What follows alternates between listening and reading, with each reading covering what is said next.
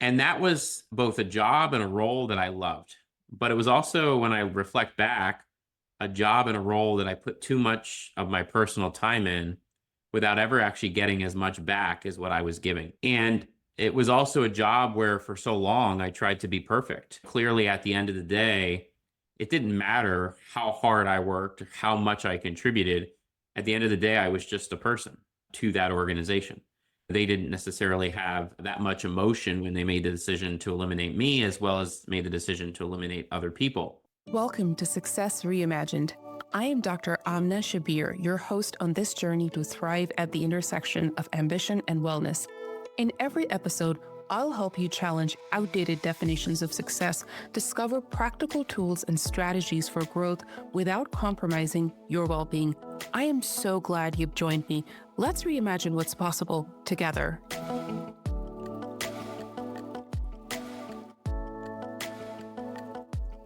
Hello and welcome to another episode. Today I have Mr. Geoffrey M. Roche.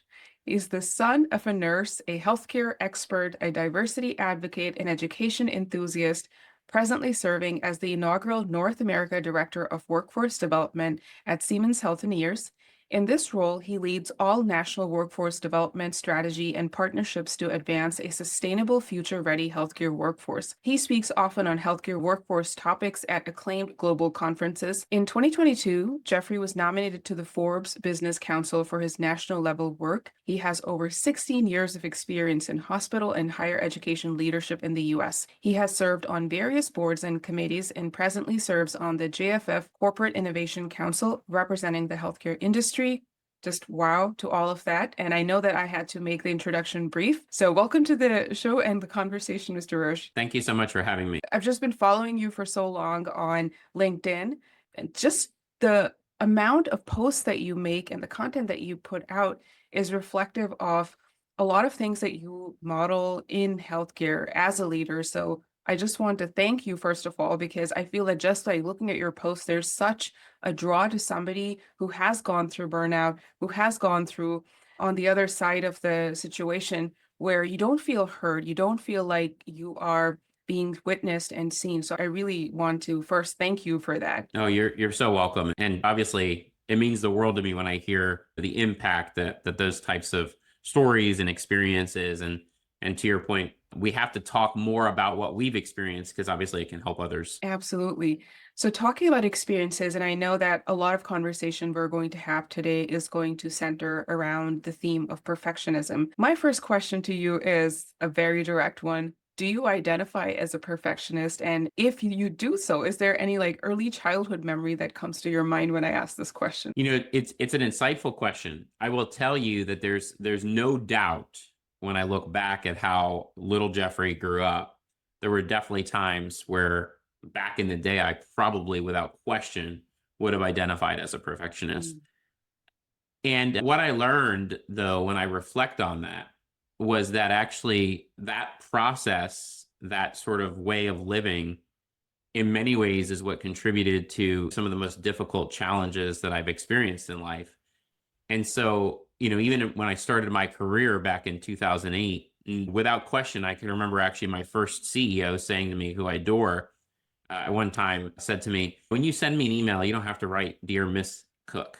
She's like, "It's almost like you're sitting there making sure that every part of every aspect of your email is done with perfection." Mm. And what I learned now coming here into 2025 is, no, I do not identify as a perfectionist now. In fact, today, and somebody that has led teams and loves to lead teams, I really identify as somebody who knows that I'm going to make a mistake, and I know that I'm going to bounce back better making that mistake than I did before I made it. And so, kind of a transformation when I Yeah. think about like the caterpillar to a butterfly, like when I think about that idea, very, very much on this question is what I've faced in my life. So that is a complete journey that you're describing, that from going to focusing on every word of every sentence in an email to where you find yourself right now. I'm not afraid to make mistakes, and being open to actually model that to teams that you're leading, because you're trying to always hold your cards closer and put a mask on as a leader. backtracking a little bit to that specific moment, what was it that really clicked for you? Was there a day you were like, that this is it, I guess I'm done? Share a little bit about that. Yeah. I'll tell you probably the most dynamic moment where in many ways changed so much of my mindset as well as so much of how I approached not just my career but also life was actually I can remember the date, the time very very well was actually January 26th of 2017 where the hospital system that I worked at for just under 10 years Mhm. had been acquired, and we went through organizational restructuring, and I obviously was in a role that was impacted by that restructuring, and that was both a job and a role that I loved, but it was also, when I reflect back, a job and a role that I put too much of my personal time in without ever actually getting as much back as what I was giving. And it was also a job where for so long I tried to be perfect. And clearly at the end of the day, it didn't matter how hard I worked or how much I contributed. At the end of the day, I was just a person to that organization. They didn't necessarily have that much emotion when they made the decision to eliminate me, as well as made the decision to eliminate other people. And it was really in that moment of profound reflection where my whole career changed. And I said, I really, with great coaching from my parents and incredible supporters, mentors, where they really challenged me to say, and I'm very appreciative that they did, to say that as I look at the next steps of my career, what's most important is that I have to find what gives me the greatest joy. And I have to not allow another role or organization to feel like they own me, but rather I own who I am and what I am to do and what I am to become. And so it was really in that journey, or early 2018 and so on, where that occurred. And I can tell you that when I look back on that time, I'm thankful that I had that experience, because in many ways, while some will view those experiences as a setback, I know that with mature thinking, I now look at it as actually a positive redirection. It almost sounds like a gift when you say it. Yeah. To your point, in many ways it was, right? And I look at my oldest was just about a little under 3 when that happened. And we were actually expecting our second when it happened. And when I look back, there was so much that I missed in his first 2 years, just because it was almost like I was married to that job and didn't want to ever make a mistake, didn't want to miss this because that could be viewed. And then at the end of the day, it didn't matter, right? And so I learned so much in that. And so much so to this day that people will say to me, like, it's almost like you walk around and you're not stressed. I mean, yes, there are times where I may be, right, but I've learned how to channel that, and I learned how to, if I'm finding some of those bad qualities, because I view them as bad for me, trying to come back in, I get right back into what's going to help put them back in the past, and that has just been very helpful for me.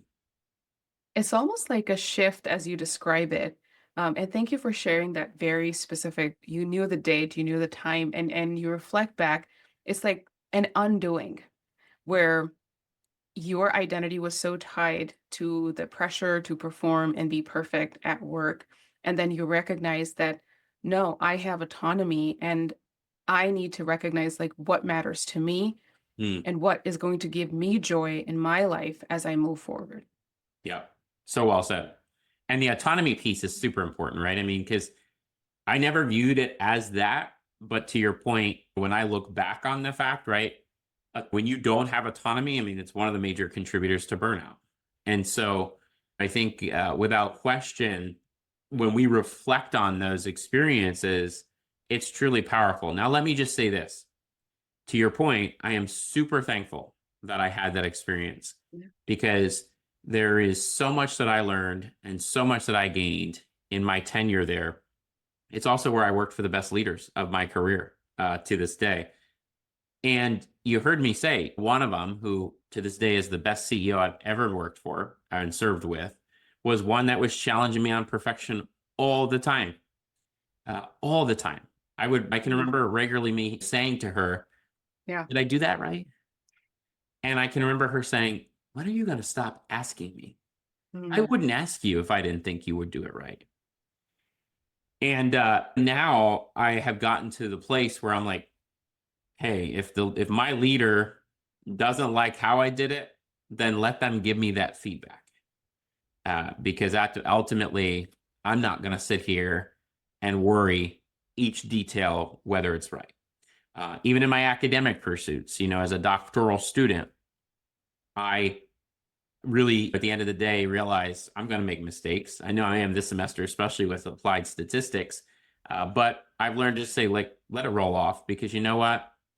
At the end of the day, I'm still going to move forward. That is so powerful, as almost like grounding, that you are being so open to receiving feedback in a very different way. I'm expecting mistakes. Mistakes can happen. And to your point earlier, when you were asking, like, did I do this right?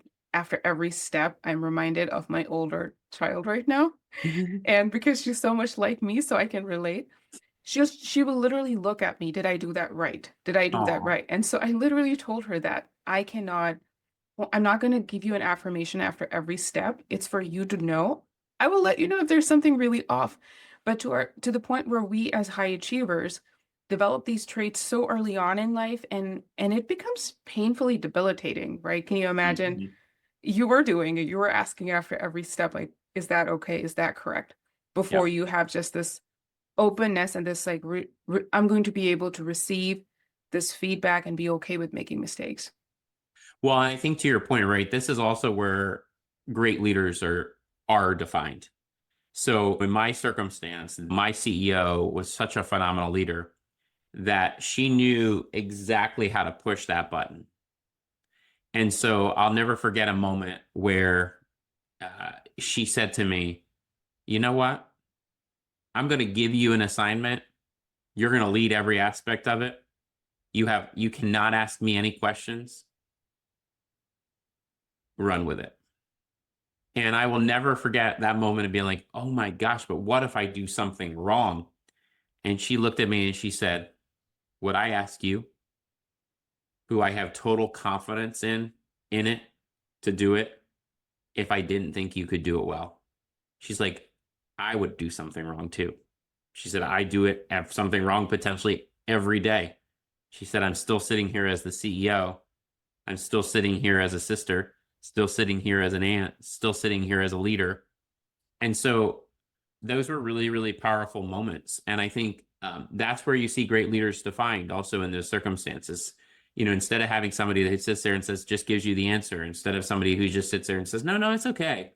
Somebody who's going to say, no, no, you're going to do it. And I believe in you. And I have now been in the position where I've had to provide that same guidance to others. And obviously, to your point, it's very helpful when we can be vulnerable as leaders and we can be honest, because you know what? When we can truly show our true colors, people actually relate. People actually realize we're real, and they realize we're not just this person sitting behind an ivory tower.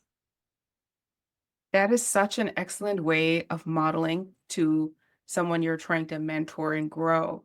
I'm racking my brain and I'm really struggling to find out an instance where somebody said very openly, till especially during training at any point, that it's okay. It's okay to make mistakes, and it is so critical that fallibility was modeled to you as being okay. And so by vicarious, it's almost that in that moment, your leader also demonstrated self-compassion right there, that I'm going to make mistakes and that's okay. I'm still here. And if you make a mistake, it's going to be okay.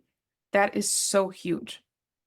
I think it's also human, right? Like when I think about this, and obviously I'm now in a place where I've seen leaders from many different countries and leaders from various different backgrounds. And what I've really realized at the end of the day is the best leaders are those that remain humble and don't forget their humble beginnings. And I think in the circumstance of my CEO that I've been referring to, she started as a unit secretary, worked her way to become a nurse, first in her family to go to college, became a nurse, worked her way from a nurse to nurse leadership to other operational leadership roles, CNO, COO, and then obviously president and CEO. But yet, even as the president and CEO, where for so many people when they reach that, walk around as if they're to just be treated with respect. But to me, respect also has to be earned. She never, ever made anyone feel that they were below her. She always made people realize that she was there serving them just as much as they were there serving the hospital and serving the community. And I think that humility, without question, made such a difference. And for me, as somebody who was early in his career, I had the best model that I could have ever had. There are three themes that have so far stuck out to me. I'm hearing gratitude, I'm hearing humility, and I'm hearing self-compassion modeled openly to you. So as we talk about leaders and leaders either in healthcare or leaders more broadly, when I love all the posts that you've made that focus on inclusivity and diversity, and you're somebody who champions that. So as you look at perfectionism in specific, it often affects underrepresented groups who feel like pressured that they have to be perfect to gain acceptance. How do you help create a culture where people feel comfortable being themselves and that that's enough and that they matter and belong? Yeah, I think this is such a powerful question, and certainly one that I think also comes at such an interesting time, particularly here in the United States, because over the last year and still where we sit today, we've had, really an assault on the important matters of diversity, equity, inclusion, and belonging. And we've had many corporations and employers really kind of peel back and stop investing in these critical areas. And I can't stress enough that these areas require investment, and they really require genuine caring concern, because ultimately it's caring for people. And the reality of it is that everyone's cultural, everyone's ethnic, everyone's gender, or if you don't have or don't identify with a specific gender, where we came from, who we are, and how we want to be treated should always be a priority of every leader and every organization. And it should never be deprioritized. In fact, when we deprioritize these matters, we have to realize the life and death decisions that we're making. Because the reality of it is that these are truly, really situations that truly relate to mental health, and they also just relate to all aspects of health. And so for me, it really comes down to a basic premise that as a leader, and all leaders need to really ask themselves, what are we doing each and every day to create community? And how within that community are we showing respect, appreciation, value, and a level where everyone feels that they're heard, and heard for who they are, not heard for who they're protecting from whom they may be. People need to have that. And I will tell you, I mean, this is something that I've always been, something I was raised on by my family. And it's also something that I've been challenged on as a white privileged male. I can walk into a room, I can walk into space, and I don't have to necessarily have to be worried about getting to the table. I don't have to worry about being judged in the same way that so many people do. And a mentor of mine several years ago said to me, "You know what, Geoffrey, you can champion these things." She said, "But I want to challenge you one step further." She said, "I want to make sure that you're advocating so that others can get there." And that challenge is something that I accepted because we have got to change this. And I'll tell you, a number of years ago, I was in Denver, Colorado at an event, and there was a speaker there. His name is Josh Miller, and Josh does some incredible work in this space. And he was talking about a project that is called the Covering Project. And Josh's work in this space is truly transformational. He travels in very rural, very red parts, conservative parts of the country. And he's going there working with community-based organizations and trying to help people to find their sense of belonging in times where it can be really hard to find that. And in his work, while he was there, Josh, I had the privilege of meeting Josh actually through a fellowship that we both did during COVID. And then I got invited actually by Josh and his partner to this event. But I didn't realize how powerful this event was going to be, both for me personally and professionally, and for others. But Josh asked a very important question there. He asked all of us to reflect on what we may cover ourselves, or what others in the workplace may be covering. Do we know what they're covering? Are they covering their religion? Are they covering their gender, or they're not identifying as a gender? Or are they covering a situation at home that they don't want people to realize? Are they covering the fact that they've been married but they're actually gay? All these things we don't know. But what we do need to know is that when we create community and when we create a sense of belonging, people will actually feel valued, respected, and appreciated and recognized. And we'll get to actually break down those silos and be able to be there for one another. And I can remember walking out of there and thinking, wow, if every workplace, every environment did that, imagine the impact that we would have on society, the true impact. And so for me, it really comes down to that basic premise. You really elegantly put that. And thank you for sharing that experience that you had with Josh. Looking at that, what I'm taking away is everyone deserves a seat at the table, and everyone deserves a voice, and to feel like they inherently belong. And as we kind of look forward and shifting gears a little bit, and I really want you to think about these other leaders who are in healthcare in specific, because a lot of them hold on to perfectionism as their favorite flaw. Mm-hmm. And one of the things that does create even that distancing between where you're allowing all voices to be heard on the table is that the distancing is happening because you're trying to keep up with this facade. And I say it's your favorite flaw because, and when we're asked in an interview, can you tell me 3 strengths and 1 weakness? We sort of tout that, oh, I'm a little bit of a perfectionist. What would you say to these leaders in healthcare? What can they do differently? And so that they can differentiate that they're striving for perfectionism versus healthy striving? Mm.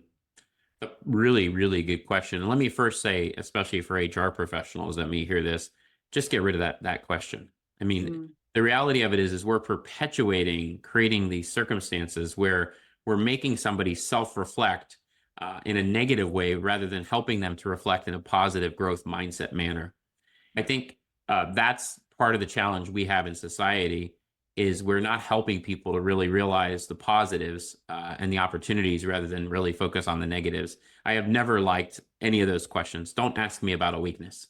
mm, That's not how this should ever be viewed, because it's asked as if like, oh, if you don't tell me a weakness, you're not going to get the job. I just think yeah. how we approach these things, we have to think about really matters.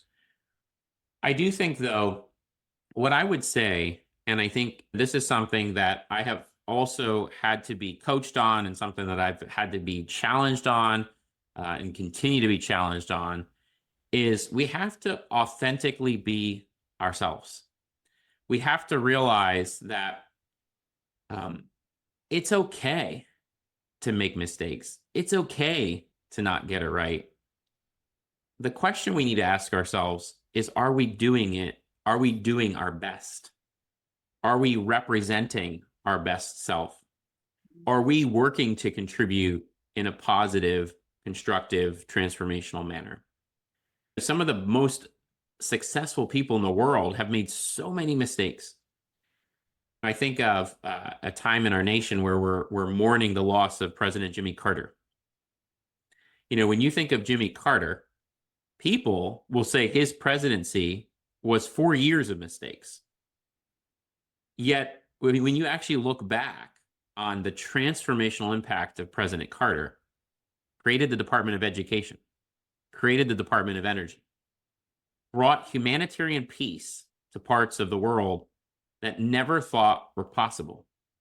even in his post-presidency, was sent to numerous countries to broker peace deals. And the reason he was sent was because they remembered what he did when he was president. So at the end of the day, when you think about that, what I think is important to take away from that is mistakes are human. And no one is to judge another person for a mistake. And especially in healthcare, it's really important to reflect on this because we have seen far too many times clinicians held accountable in a very wrongful manner for a mistake that ultimately worsened the culture of that healthcare system simply because instead of saying, how do we learn from that mistake, we chastised and criticized them and actually refused to support them even when it went to court. That is not how you create psychological safety. That is not how you create a just culture. And so for my healthcare colleagues, and especially those that are in leadership roles, the most important thing you can remember is your humble beginnings. Think about it. You also make mistakes. Who are you to hold somebody back because of a mistake? The challenge for us all as leaders is to sit back and say, how do we take that mistake and turn it into a learning moment that becomes transformational and impactful for all of us? That to me is such an important message that all of us not only can learn from, but all of us can practice every day.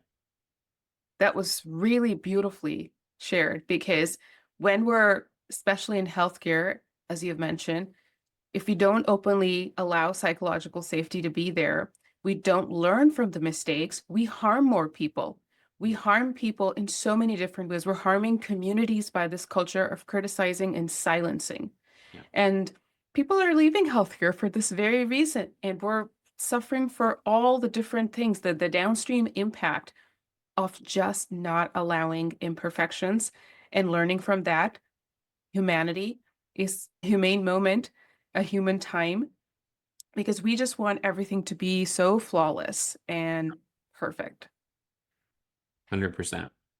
And I think to your point, the point about people leaving is such an important one because when you look at it, the challenge we have in healthcare is the ones that are leaving are the legacy.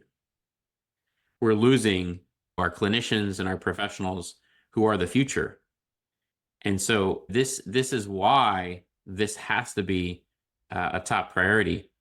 And my fear is that far too many leaders and far too many organizations aren't realizing actually how bad this truly is.